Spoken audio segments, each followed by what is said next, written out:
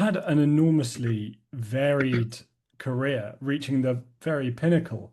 And when you look back across it, when did you clearly see democratic values under threat? Oh, I saw them under threat all the time. Keep in mind that, of course, the first, let's see, first 15 years or so, it was a Cold War.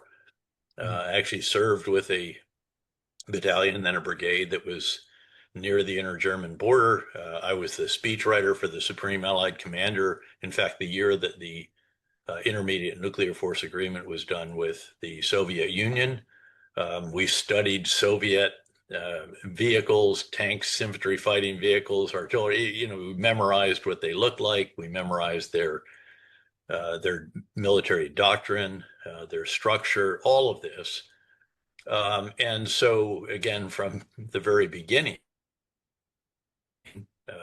I saw, if you will, democratic values that they did not exist certainly not in the Soviet Union itself. There were some soft forms of some kind of yearnings, at least for democracy, in some of the countries of the Warsaw Pact in Eastern Europe. And of course, that was ultimately, those pressures ultimately contributed to the demise of the Soviet Union, as did a number of other factors, not the least of which was a command economy that just could not compete with free market economies, and the breakdown of the overall state in a way that almost, I think, Orwell would have predicted and did predict to some degree, particularly in Animal House. And during your time as director of the CIA, you had perhaps one of the best views from a person operating in the democratic world of how authoritarian regimes operate from the inside. And what did that experience teach you about how they use influence, coercion, control, and propaganda? And how should democracies respond to this? Well, again, that was a wonderful vantage point for looking at what were often actual adversaries or potential adversaries. And again, many of which had some features of the old Soviet Union. But again, we had studied the old Soviet Union intently. This was the absolute focus in the post-Vietnam era. The shift was entirely to the standoff between the US-led NATO and the USSR-led Warsaw Pact. And again, that was the absolute focus of the US military in the wake of Vietnam. In fact, it was a turning away from what Vietnam had been. In fact, we never wanted to do a counterinsurgency operation again. Not that we actually got the strategy right for that until about 13 years into that tragic experience.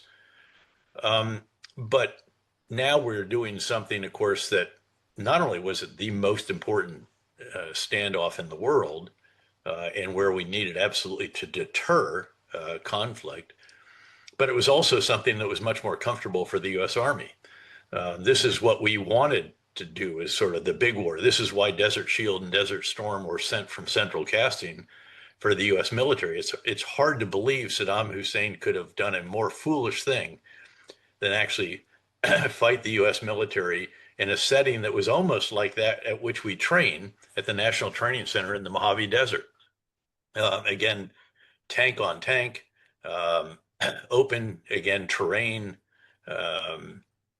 Very little. There was certainly fighting among the people inside Kuwait City and so forth. But again, by and large, this is what we trained to do and did it magnificently there. Every weapon system, including now the precision munitions from the air and the rest of that, were all employed in that regard. And again, in a way, that's the way we saw what could happen in a NATO Warsaw Pact fight, and therefore convince us even more, obviously, that we needed to prevent it by having the elements of deterrence being very solid. And of course, those are the potential adversary's assessment of your capabilities on the one hand and your willingness to use them on the other. And those are still very applicable today, especially when we look, for example, in the Indo-Pacific.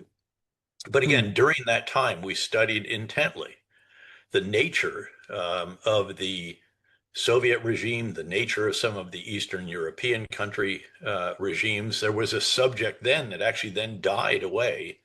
So when I was going to um, graduate school, for example, there were still courses on comparative politics, and of course the systems that were compared were largely the various versions of the theme of democratically elected leaders and free market economics. And of course, there are different, again, Yeah. some emphasize a bit more state intervention in here or there, higher taxes or lower taxes, or uh, parliamentary versus our kind of system, and so on.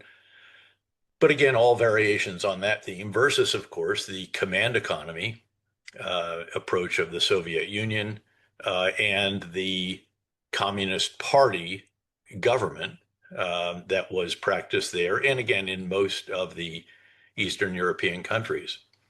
So we'd pretty much studied up on this, I think, very considerably. And even after their demise, there were still many of these kinds of systems, but of various types. If you think of some of the systems in the greater Middle East, for example, I mean, you look at Syria, which had considerable elements of free market economics, but also lots of intrusion by the murderous Bashar al-Assad regime, and before that, of course, the regime of his father, Mhm. and certainly no democratic elections, or if they are, they were some kind of fiction, as you see, for example, in the Russian Federation today. And then you see a variety of others, again, where you have um, a single party running a country, but some degree of market competition based on their characteristics or however you want to refer to it. So again, I think you have to be very, very careful not to try to define too precisely what it is, but they all share features. And I think if you read the brilliant writing, for example, of Anne Applebaum, who is, of course, interestingly, the wife of Radek Sikorski, who's back in government in Poland now as the foreign minister, someone we've all known well. He was the Minister of Defense in the past and well admire.